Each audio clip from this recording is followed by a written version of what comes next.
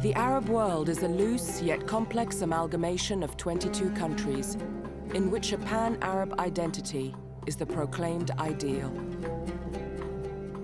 Its citizens share a common language, a common history, and believe that they share a common destiny. But in its search for unity, Arab society has been pulled in opposite directions. Past versus present, sacred versus secular, monarchy versus democracy. By the late 1950s, Egypt's president Jamal Abdel Nasser was the Arab world's most powerful and influential leader. His political victories had impressed and inspired the Arabs, giving a new meaning to Arab nationalism. But Nasser's success begged the question, does unity need a collective effort, or could the Arab nation be built by a single leader?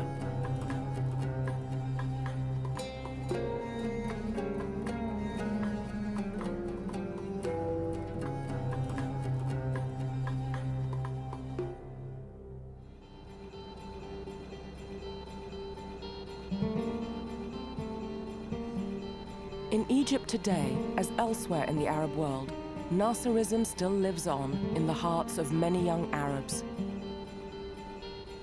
It was in Port Said, on the shores of the Mediterranean, that resistance to British occupation began 50 years ago. Memories of those heroic times are celebrated in the city's landmarks. These days, memories are all that remain. But to this new generation, Nasser still stands for Arabism, economic independence, and pride. He's an iconic figure who embodies the dream of uniting the Arabs behind one leader in one large nation. Yet it is precisely this concept of unity that may have changed things for Nasser.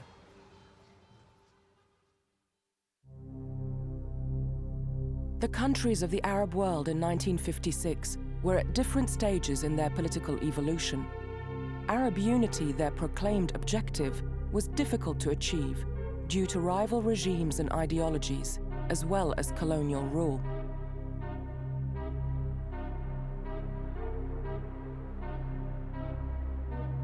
In 1958, a political power struggle erupted in Syria. Fearing their country might be divided, a group of Syrian politicians and army officers asked Abdel Nasser to unite Egypt with Syria. He accepted reluctantly, but on his terms. One of the most joyous explosions of enthusiasm appeared when Abdel Nasser visited Damascus, and the tens of thousands, hundreds of thousands of Lebanese and Syrians who had come to welcome him simply lifted the car and walked with the car for tens of meters. So that should give you an idea about how people felt. The Arab world was overjoyed. Unity seemed a possibility at last. Iraq and Jordan jumped on the bandwagon to create the so-called Hashemite unity. Unfortunately, a military coup in Iraq broke the union a few months later. Meanwhile, a year into the unity with Syria, Nasser started to centralize political decision-making in Cairo, using security forces to suppress any kind of protest. Nasser's popularity with the people remained high, but Syria's middle classes began to oppose his form of Arab socialism, the final break coming in July of 1961, when Nasser issued his socialist decrees, calling for widespread nationalizations. These decrees were followed by the elimination of local autonomy and a plan for the unification of Egyptian and Syrian currencies, a move that would abolish the independence of the Syrian economy. Syrian resentment was widespread, and on September 28, 1961, a group of army officers staged a successful coup and proclaimed the separation of Syria from Egypt. Nasser decided not to resist and ordered his troops to surrender. It was hailed when it happened, first of all, when the unity happened, as one more victory. And by that time, Egyptians and Arabs became addicted to victories, never prepared for setbacks, and never prepared to take responsibility for setbacks. It was the hero who made success. It was a hero to blame for any failure. And that was the first failure of Nasser. You had a long tradition of political parties in Syria, a long tradition of democratic life, whereas the Egyptian tradition were parties related to the feudal lords or to the British or the king. So in all those cases, interests were important. So a lot of those elements that would constitute the basis for solid unity were usually underestimated. It was a mistake not to institutionalize democracy in this newly created entity. Has there been a democracy? Has there been an accountability, criticism? Probably some of the mistakes that were committed could have been averted, could have been at least arrested in time, and could have been modified. In 1963, Nasser launched yet another attempt at unification, this time with the Baathists in Syria and Iraq. But discussions soon showed the differences between the three nations. The union never took place. Abdel Nasser was testing to what extent the Ba'ath would be willing to have a vision for this new unity. Whereas the Ba'ath were mainly interested in the unity of two countries with Egypt, which meant 2 votes for the Ba'ath and 1 for Abdel Nasser. So one of the reasons why it didn't work was suspicion. In the early 60s, Nasser was the most important leader in the Arab world. His political presence at home and abroad was considerable. His drive for reform, endless. His revolution had made Egypt a republic, but the country had to pay a heavy price for much of this development. Political repression and censorship increased.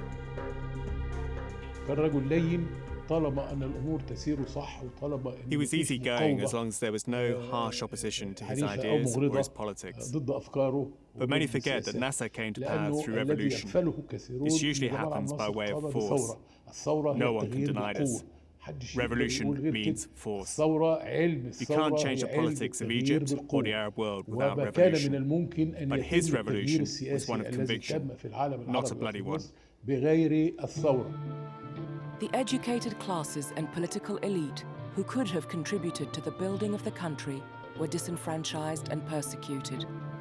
They were replaced by an undereducated bureaucracy, providing Nasser with his power base, but at the same time lowering the standards of the administration. Political life in Egypt began to suffer as a result of Nasser's autocratic tendencies. Rhetoric had replaced reality. Nasser had become a kind of republican monarch.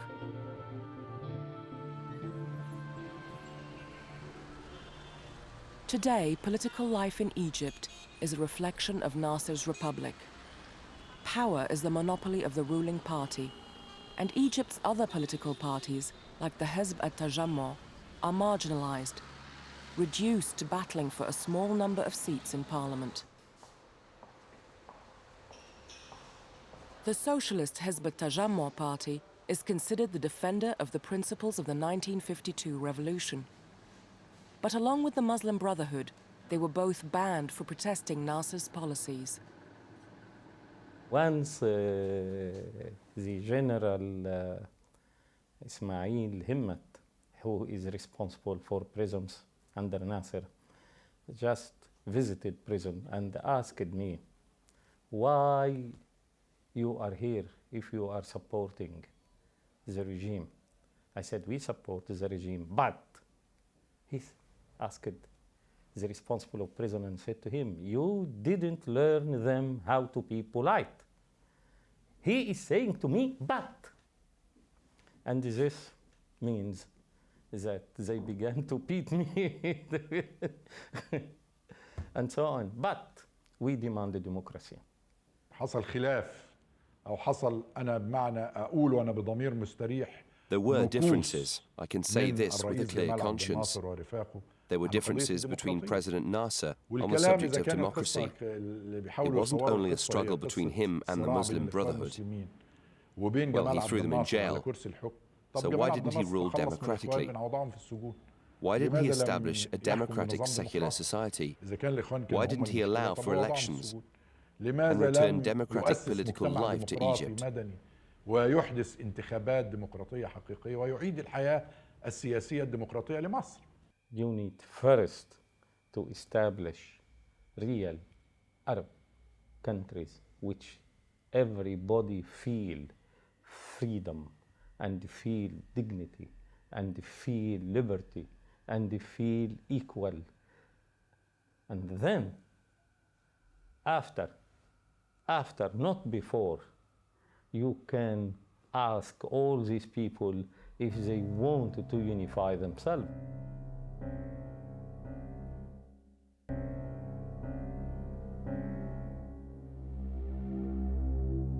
During the latter part of 1962, Nasser attempted another union, this time with Yemen.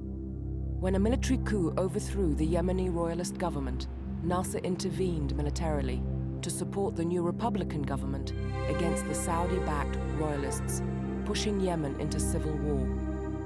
This attempt at federation would fare no better than the Syrian one. Nasser's intervention also increased inter-Arab tensions, parting the Arabs into two camps, traditional pro-Western monarchies versus those influenced by his revolution. For Saudi Arabia, the idea of Arab socialism was unacceptable.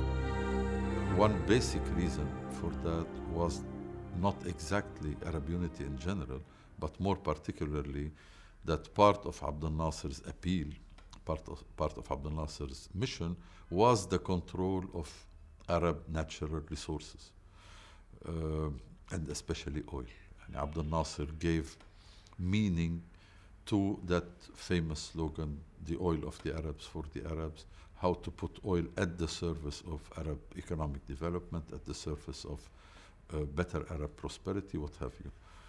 So all this looked to the Saudi royal family as an attempt to overthrow it. Control of the Arab world's natural resources came to a head in 1964 when Israel planned to increase its share of the waters of the Jordan River. An Arab summit rapidly agreed to divert the river.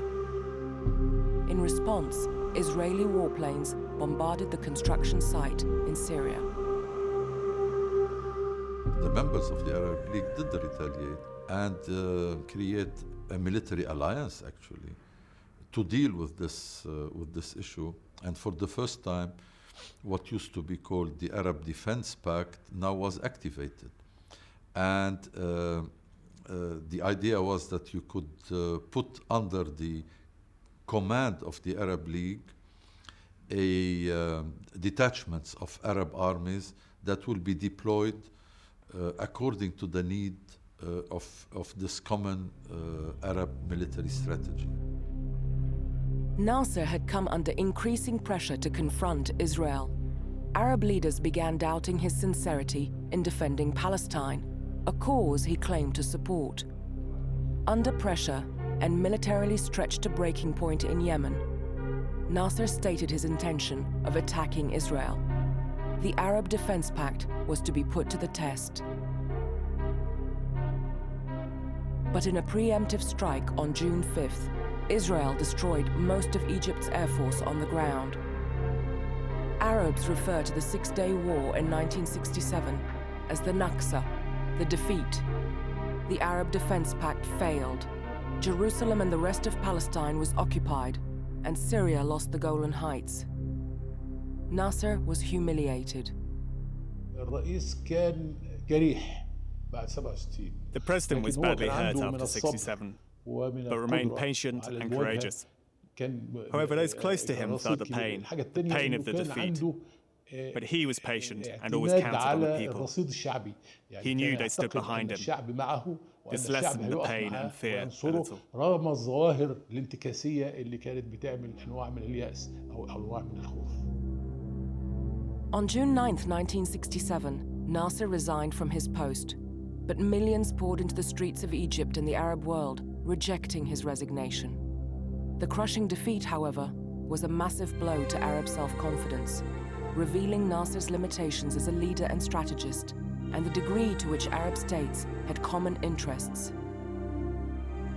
Well, first, the champion of Arab unity not only was defeated, but simply dropped the cause of Arab. I mean, there was no immediate direct cause for two Arab countries to join together.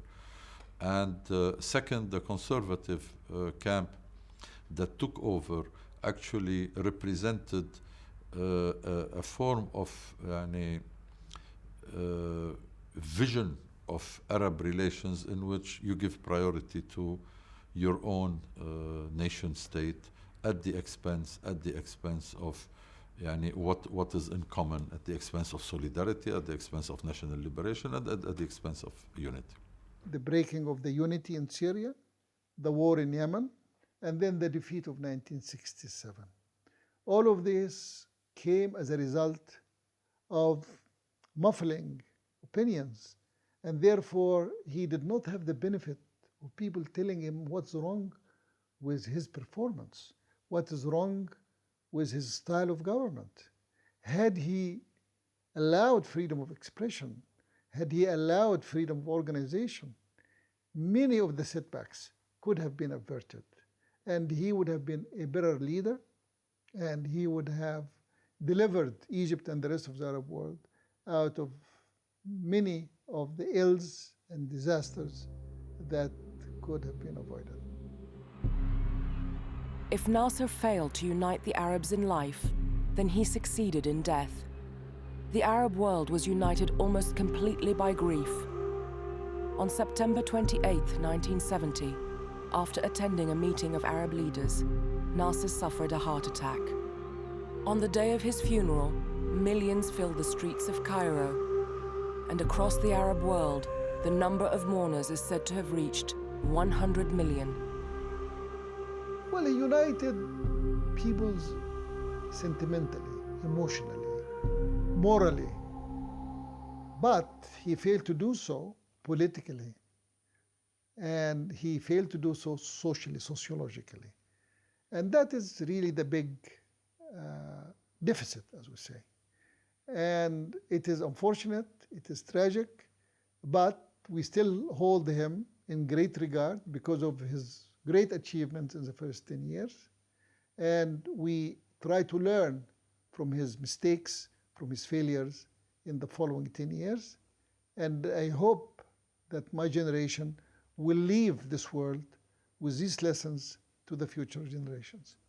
President Sadat and Prime Minister Begin, and it will be witnessed by me. The era which followed Nasser in Egypt split opinion on the meaning of unity between the Arabs. Without consulting any other Arab nation, Nasser's successor, Anwar al-Sadat, signed the Camp David Agreement, a US-sponsored peace treaty with Israel in 1978. Egypt was expelled from the Arab League. الذي يتسلم الثورة ويرثها بعد جمال عبد الناصر هو أنور السادات ولم يكن له روح ثورية ولا هو مؤمن بهذه المبادئ الثورية ولا يهمه استمرار الثورة إلا بمقدار ما تضمن له استمرار السلطة. Sadat didn't believe in his principles, and he was only interested in it so as to secure his position in power. All of us children of the revolution saw this, but at the same time, we had built up hope. So when Sadat derailed the revolution for his own purposes, we were surprised.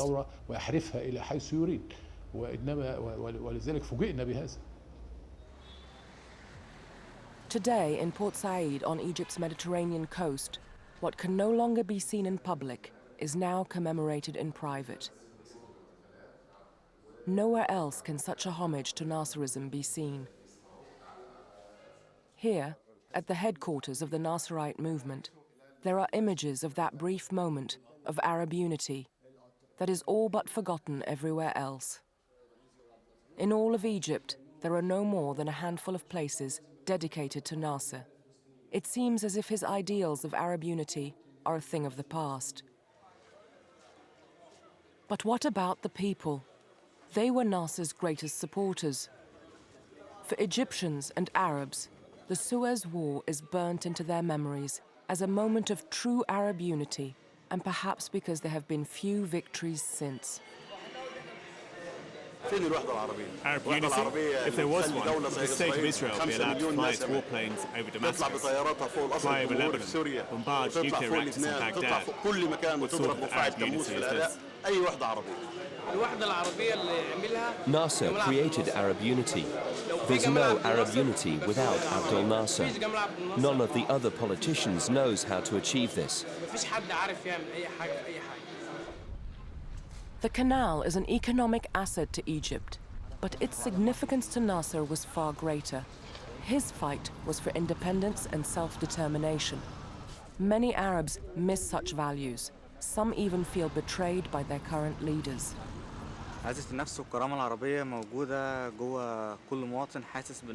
Dignity and honor are still found in Arabs who consider all Arab land to be theirs, and in all those who feel the pressure from Arab regimes, which accommodates the demands of the West.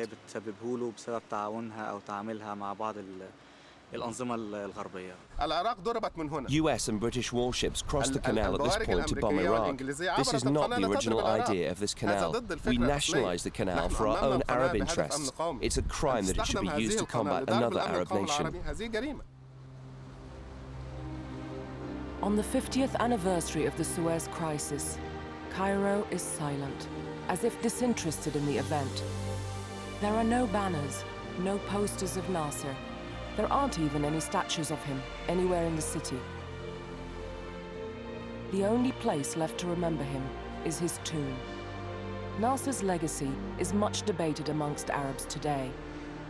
He was once the greatest Arab leader. He brought the Arabs closest to unity. But political repressions and military defeats tarnished his legacy, leaving behind a disunited political landscape and the realization that one man alone cannot create or even sustain unity.